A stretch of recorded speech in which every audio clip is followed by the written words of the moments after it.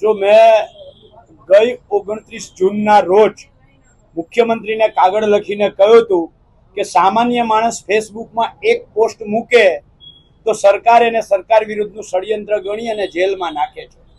એની સામે રાજ્યના કૃષિ મંત્રી શ્રી, રાજ્યના ખેતી નિયામક શ્રી સરકારને બદનામ કરવાના અનેક કાવતરાઓ કરે છે, ષડયંત્રો કરે છે અને એના આધાર પુરાવાઓ પણ મેં પત્રમાં આપ્યા હતા.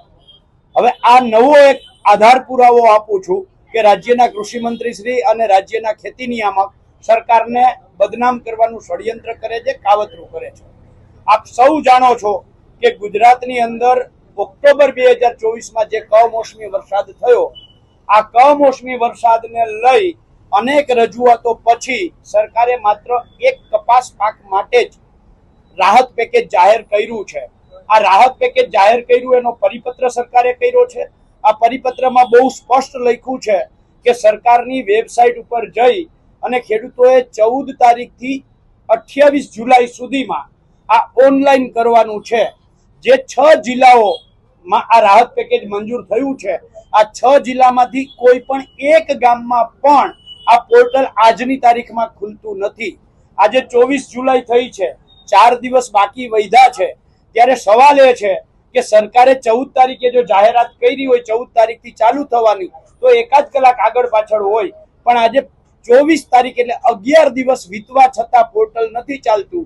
બહુ સ્પષ્ટ છે, સરકારને બદનામ કરવા માટે આ કૃષિ મંત્રી અને રાજ્યના ખેતી નિયામક ષડયંત્ર કરે છે, એ સાબિત થાય છે. નંબર 2, જે ખેડૂતોની ખેત પેદાશો જેમાં કપાસ એ સૌથી મજબૂત પાક છે.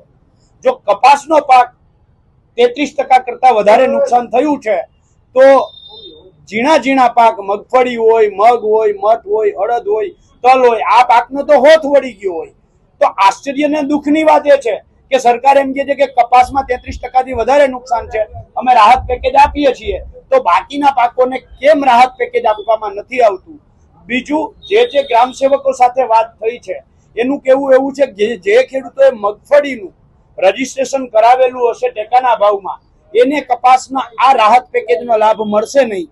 ત્યારે મારે રાજ્યના કૃષિ મંત્રી અને ખેતી નિયામકને પૂછવું છે કે 50 વીઘાનો ખેડૂત હોય અને 25 વીઘામાં મગફળી, 25 વીઘામાં કપાસ વાવ્યો હોય, તો એને જે કપાસનું નુકસાન થયું છે સરકારે જાહેર કર્યું છે, તો એ લાભ મળવાને પાત્ર કેમ નથી? એટલે તમામ બાબતોને જોતા બહુ સ્પષ્ટ થાય છે કે સરકારની દાનત ખોરી છે, ખોરા ટોપરા જેવી છે.